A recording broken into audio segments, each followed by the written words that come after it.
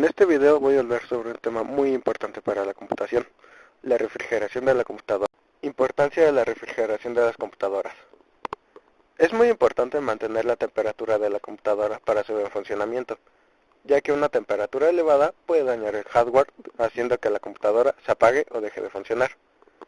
Como algunos componentes de la computadora generan calor con su propio funcionamiento, y si se le suma la temperatura del ambiente, estas se suman aumentando el calor del gabinete y de sus componentes. Primero, tipos de refrigeración. 1. Enfriamiento por disipador de calor pasivo. Es un bloque de metal típicamente de aluminio o si es más caro de cobre para conducir mejor el calor. Consta de varias aletas delgadas con las cuales aumenta el área superficial para que el calor se disipe en el aire. Este método es muy silencioso y barato. Aparte, el disipador confía en los ventiladores del gabinete para expulsar el calor. 2. Enfriamiento activo por ventilador. Consta de un ventilador que empuja el aire caliente lejos del disipador. Los diseños pueden variar desde un ventilador pequeño y ruidoso o uno grande que mueve la misma cantidad de aire girando a una velocidad más lenta, reduciendo el ruido que genera. 3. Enfriamiento por agua. Algunas personas dirían que usar agua para enfriar componentes electrónicos es mala idea, pero como el agua conduce mejor al calor que el aire, se podría decir que es mejor. El equipo se coloca en partes específicas del hardware como el microprocesador para reducir el calor que genera los componentes. El calor producido se transfiere al agua y el agua se bombea a un radiador, que es un disipador grande.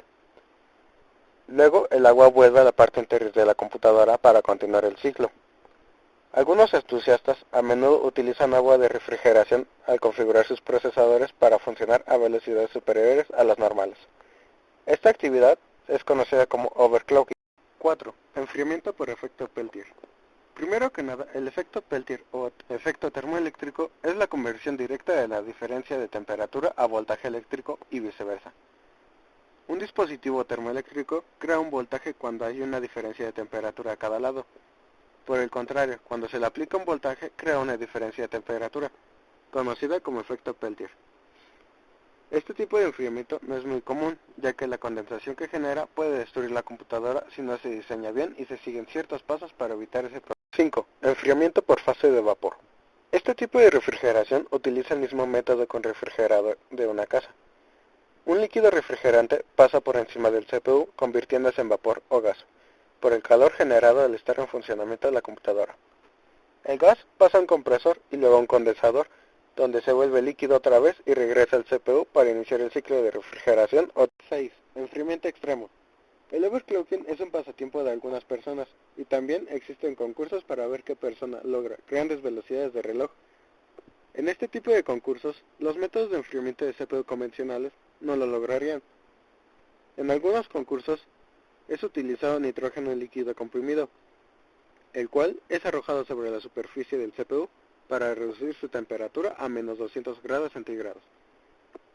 Un ejemplo es que en 2003 el sitio web entusiasta Tom's Hardware Guide logró con la técnica anteriormente mencionada una velocidad de reloj de 5.25 GHz con un procesador Intel Pentium 4, cuando la velocidad normal de este procesador es de 3.4 GHz. Ahora hablaré sobre qué es mejor, el enfriamiento convencional o por ventilador versus el enfriamiento por agua. En esta parte solo hablaré de los pros y contras de cada método. Primero, el enfriamiento tradicional o por ventilador. Pros. 1. Son muy económicos los ventiladores. 2. Su instalación es sencilla, solo hay que fijarse hacia dónde giran las aspas del ventilador. 3. Se les tiene que limpiar el polvo para que sigan funcionando con normalidad. Contras. 1. Pueden llegar a hacer mucho ruido. 2. Los ventiladores grandes mueven más cantidad de aire, pero necesitan más espacio en el gabinete para poder instalarlo. 3. Son ineficaces ya que enfrían todo al enfriamiento por agua o líquido.